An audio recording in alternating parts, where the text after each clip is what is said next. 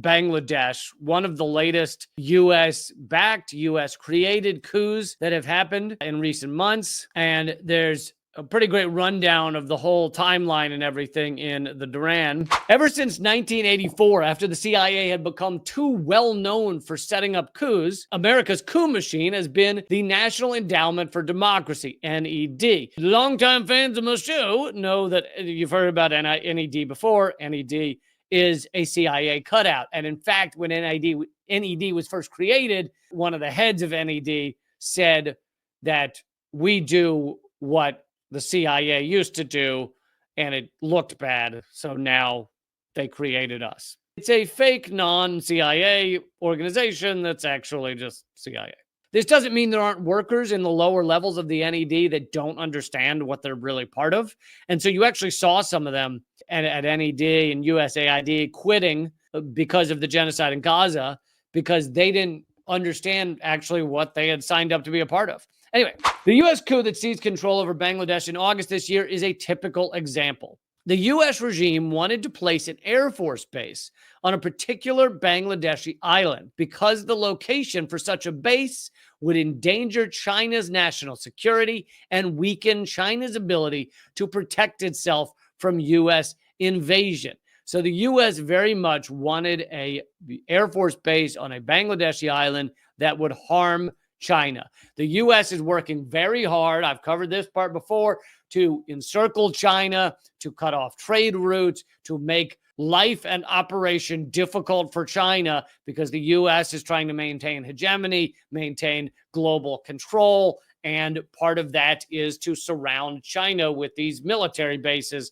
like they've done with Iran, like they did with Russia using NATO. And many of the U.S. ruling elite are hoping that doing so will ultimately create a proxy war with Taiwan, etc.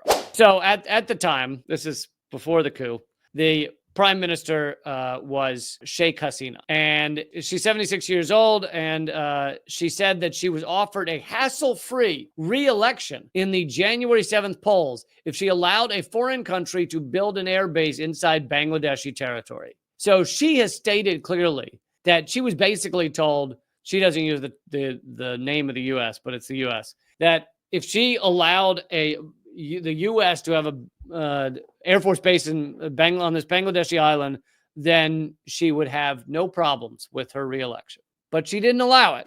Hasina, ruling the strategically located South Asian nation since 2009, secured a fifth overall term in the one-sided election in January, which was boycotted by the main opposition, led by former Prime Minister Khalida Zia. This U.S. coup culminated on August 4th, 2024, when the democratically elected Prime Minister of Bangladesh resigned and was flown out from a Bangladesh Air Force base into neighboring India aboard a Bangladesh Air Force Lockheed Martin. It's good to have Lockheed Martin there helping out. They just here to help. Hey, we're just here to help. We're just here to help you fly to India so we can put in a different ruler so we can have our Air Force base, okay? We're just here to help. A Lockheed Martin military transport plane headed to the UK, which government informed her in flight that her asylum request in the UK had been denied. On August 5th, India's Express News headlined, "Meet General Wakar-uz-Zaman, the man in charge of Bangladesh after Hasina's resignation." The general, the chief of army staff, stepped forward to announce the formation of an interim government. The U.S. loves that step. You'll notice that in many U.S. coups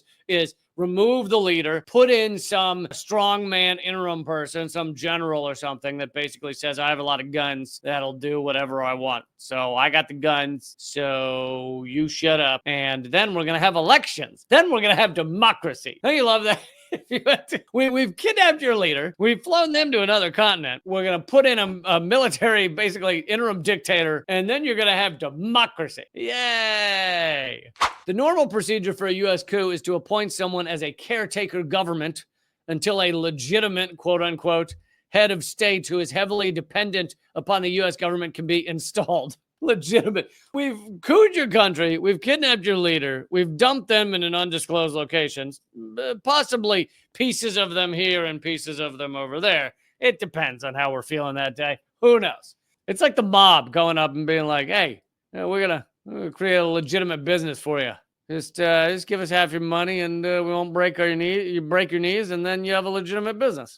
Mohammed Yunus, just sworn in as head of Bangladeshi government following U.S.-backed regime change, had begged the U.S. to aid in changing Bangladesh's laws on his behalf in 2009. This is the new U.S. puppet that's been put in to run Bangladesh. In 2009, according to U.S. diplomatic cables leaked by, can you guess? WikiLeaks. Back when WikiLeaks was telling us what our government does. Yunus was in regular contact with the U.S. government through the U.S. Embassy, as well as trips to Washington, D.C. In 2009, he asked the U.S. to pressure Prime Minister Hasina to reverse a law giving the government control over choosing the chair of his bank. Yunus was a U.S. State Department Fulbright Scholar, received the U.S. Presidential Medal of Freeman, the U.S. Presidential Medal of Morgan Freeman. I don't know if you know about that one. Medal of Freedom, and a Congressional Medal, as well as having signed at least one letter circulated by the National Endowment for Democracy, NED. With NED being involved in so much, you end up sounding like Homer Simpson. Ned Flanders. Former Bangladeshi Prime Minister Hasina, now in India, accused the U.S. of orchestrating her ousting over disputes regarding St. Martin Island, which she claimed was to assert control over the Bay of Bengal. Back in December 2023, so this past December, Russian Foreign Ministry spokeswoman Maria Zakharova suddenly said at a press briefing that if Prime Minister Hasina comes to power in the next election, America will use all its powers to overthrow her government. Did you catch that? The foreign minister of Russia knew this was going to happen, and sure enough, it happened in August. For the people that actually had the inside track, they saw the writing on the wall that this was going to happen in Bangladesh. Ben Norton also did a video exposing U.S. government role in Bangladesh, regime change, demonstrating how important for the U.S. regime it is to capture St. Martin Island, especially for choking off the supply of oil from Arab nations to China, which is the world's largest oil importer. Apparently 900 military bases around the world, not enough. We're still creating cooing countries around the world in order to put in more military bases. 900, not enough. When will it be enough? Come on, America. When will it be enough? God damn it. Okay, now are you excited to hear who we will coup next? Does anybody want to take some bets? I know some of you may say like Venezuela. This is exempting the ones that we're already trying to do every single day. There's not a day that goes by that we don't try to coup Venezuela and Iran and plenty of others. Outside of those, here's the next one that the U.S. is working on. Come to you from Mint Press and Kit Clarenberg. By the way, Kit Clarenberg also arrested at Heathrow Airport. He was held for only 5 hours because they don't like reporters. That's what Britain is now. A leaked document shows a CIA front is preparing a color revolution in, drumroll please, Indonesia. Documents passed anonymously to Mint Press News. For some reason, I always want to read anonymously as unanimously, which it'd be really weird if someone leaks documents unanimously to Mint Press News. Everybody in the world just leaked these documents to us at the same time. It was all done unanimously.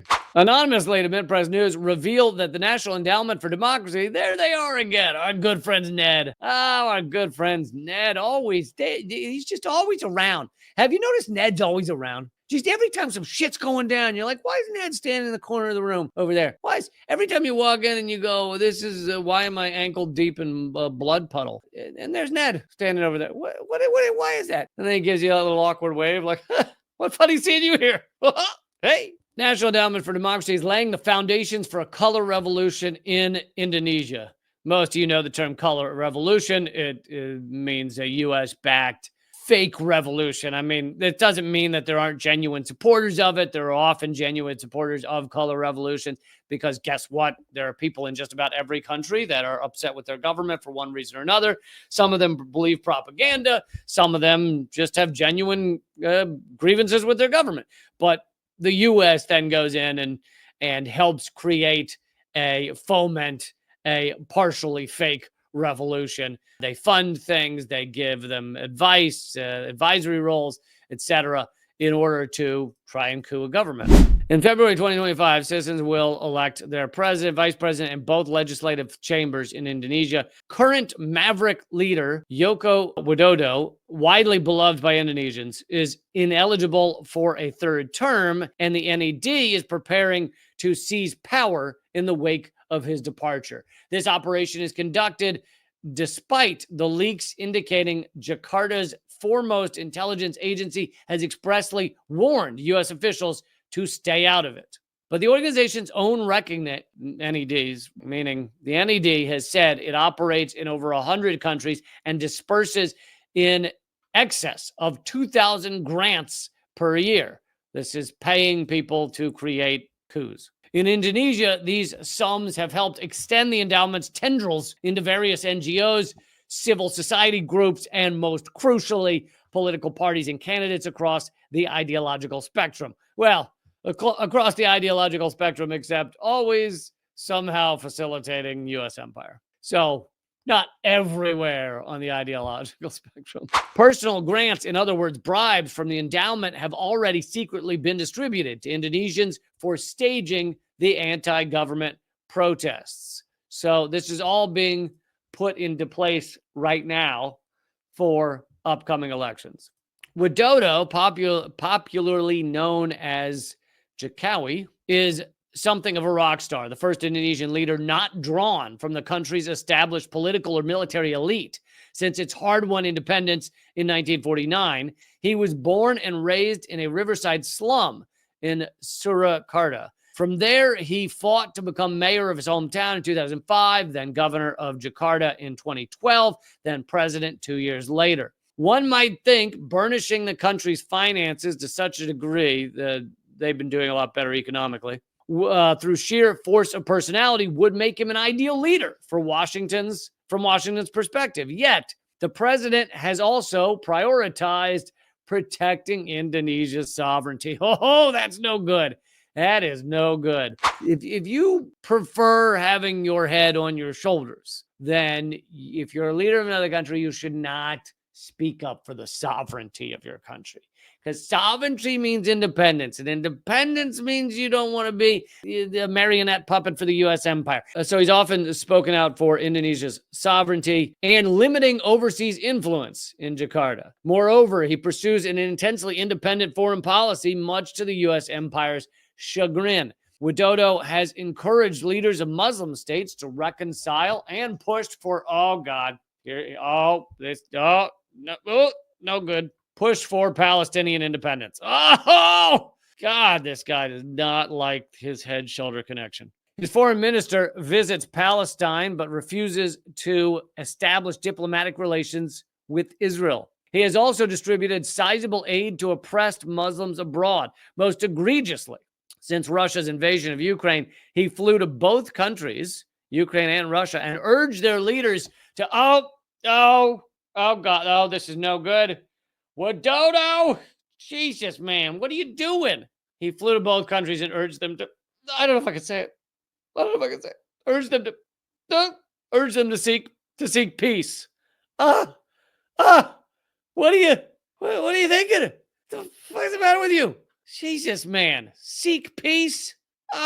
So bad for your health. When Jakarta hosted the G20 summit that year, he invited not only Zelensky, but Putin to attend despite fierce Western criticism. Oh my God, he invited both leaders of both sides, which is the only way to have a peace deal or any kind of negotiation would be to have both sides there. Oh God, what are you thinking?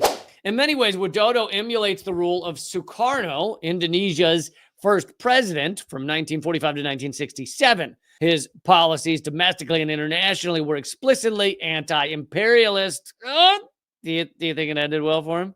Do you think being anti-imperialist went well in 1967? At home, he prevented Western exploitation of his country's vast resource wealth while maintaining cordial relations with both East and West and personally championing the non-aligned movement, members of which eschewed both power blocks to pursue an independent path.